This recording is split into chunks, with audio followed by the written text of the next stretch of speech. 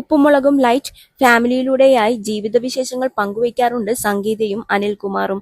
കൂടോത്രം മന്ത്രം ഞങ്ങൾ തോറ്റു എന്ന ക്യാപ്ഷനോടെയായിരുന്നു അവർ പുതിയ വീഡിയോ പങ്കുവച്ചിരിക്കുന്നത്.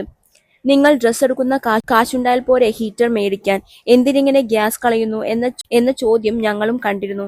എല്ലാവരും ചൂടുവെള്ളത്തിൽ കുളിക്കുന്നവരായതിനാൽ ഹീറ്റർ നല്ലതാണെന്ന് ഞങ്ങൾക്കും അറിയാം. കുഞ്ഞന്റെ എൻഗേജ്മെന്റിനാണ് അനുവേട്ടൻ എനിക്ക് സാരി വാങ്ങിത്തന്നത്. എന്റെ ചുരിദാറുകൾ പ്രൊമോഷന്റേതാണ്. അവരെനിക്ക് ഫ്രീയായി തരുന്നതാണ്.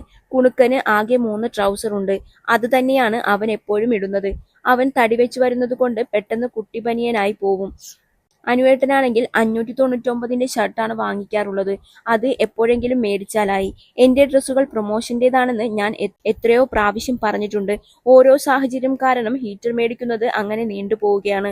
100,000 കാര്യങ്ങളിലൂടെ പോകുന്നൊരു കുടുംബമാണെന്ന് ഞാൻ എപ്പോഴും പറയാറുള്ളതല്ലേ. യൂട്യൂബ് ചാനൽ തന്നെയാണ് ഞങ്ങളുടെ വരുമാന മാർഗം. എന്തെങ്കിലും ഒരു കാര്യത്തിനിറങ്ങുകയാണെങ്കിൽ മുഴുവനും തടസ്സങ്ങളാണ്. ആരോ അടിച്ചു കിടത്തിയതുപോലെയുള്ള അവസ്ഥയായിരുന്നു. വയറുവേദന, ഛർദ്ദിക്കാൻ വരുന്നതുപോലെ, ഭക്ഷണം കഴിക്കാൻ തോന്നുന്നില്ല. അങ്ങനെയായിരുന്നു എനിക്ക്. പൊന്നു വന്നപ്പോൾ അവളും ഇതേ കാര്യം പറഞ്ഞു. കുഞ്ഞനും അതുപോലെ വന്നിരുന്നു.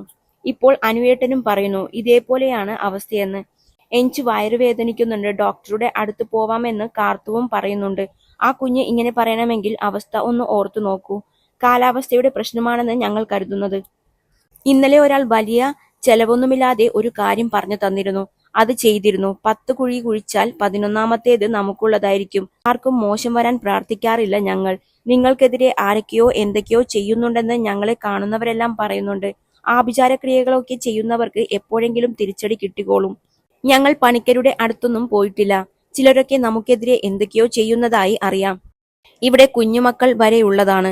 അവരെ വരെ ബാധിക്കുന്നതിലാണ് സങ്കടം. വയ്യെങ്കിൽ പോലും ഞങ്ങൾ മക്കളുടെ സ്കൂൾ മുടക്കാറില്ല. ഞങ്ങൾ രണ്ടാൾക്കും എഴുന്നേൽക്കാൻ പോലും പറ്റുന്നില്ല. വീടടിച്ചു തുടക്കാനോ ഫുഡുണ്ടാക്കാനോ പോലും പറ്റുന്നില്ല. നിലത്ത് നിൽക്കാൻ പറ്റാത്ത അവസ്ഥയിലായിരുന്നു. ഇപ്പോൾ ചെറിയൊരു മാറ്റമുണ്ട്. എല്ലാം ചിരിച്ചുകൊണ്ട് നേരിടാനാണ് ഞങ്ങളുടെ തീരുമാനം. കൊടുങ്ങല്ലൂര് പോയപ്പോൾ ഒരു ചരട് കെട്ടിയിട്ടുണ്ട്. വേറൊന്നും ചെയ്തിട്ടില്ല. ചെയ്യുന്നവർക്ക് ചെയ്തു മടുക്കട്ടെ.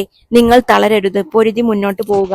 തളർന്നാൽ ഈ വക ആൾക്കാർക്ക് ശക്തി കൂടുമെന്ന് ഇന്നലെ ഒരാൾ പറഞ്ഞു. അതിന് പിന്നാലെ നടന്നാൽ അതിനെ സമയം കാണൂ. വീഡിയോ ഇല്ലാത്തതിന്റെ കാരണം പറയുന്നതിന് വേണ്ടിയാണ് എല്ലാം ഇവിടെ വിശദീകരിച്ചതെന്നും സംഗീത പറഞ്ഞു.